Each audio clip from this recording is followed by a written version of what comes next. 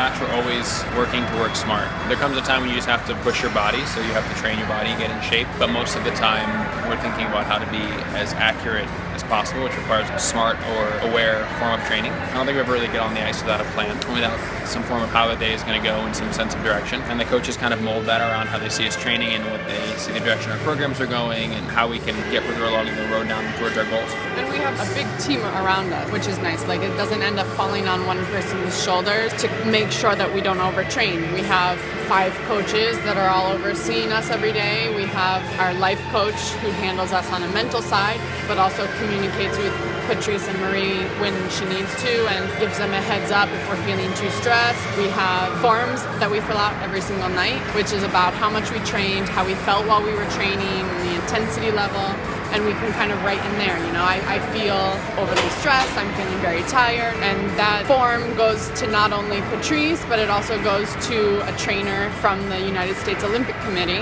who oversees all of that, and our sports medicine head, and they all kind of come together on a daily basis to make sure that there are no red flags in our training, that if we have on Wednesday, we're saying that we're a 5 out of 10 in tired, and Thursday we're an 8, they'll say, whoa, that's too high of a peak, and they'll give that information to Patrice, and Patrice will pull down our training. So it is a daily analysis of how we're feeling, and that really protects us from getting into a place where we're maybe more injury prone. It's all tied together, so at a certain level with certain results, you become part of their group of athletes that they monitor on a more intense basis. I guess we've been doing it for 2-3 years, and it's something that the United States Olympic Committee actually worked with U.S. figure skating to create this database that kind of houses all the information that they have on Zach and I. So it's all of our competition schedules, it's what our plan for training is, it's our funding agreement, we submit receipts into them. They wanted to create this place online, very secure, that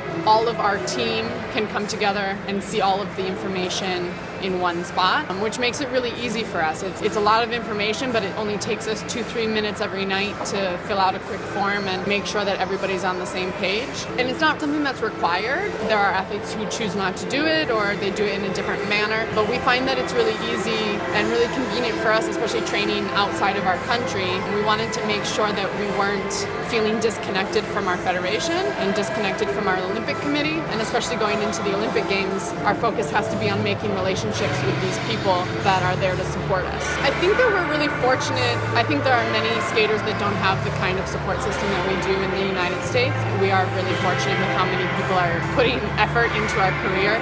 To be at this level and to be healthy, or relatively healthy, for 20 years of a skating career is no small feat. That longevity doesn't happen by mistake. I think that all those pieces of the puzzle seems like maybe overkill, but it's really easy if you're not monitoring things to just put it off, you think you're fine, and all of a sudden it creeps up on you that you have an injury. And I've lived that experience with my hip injury in 2014. I just thought, okay, these are normal aches and pains. I'm a person who trains every day. Like, of course my hip was sore. And finally, when it was checked out, it was too late. So it might seem like overkill to maybe the outsider, but it's all these little things that keep us on the ice every day, and so it's pretty important.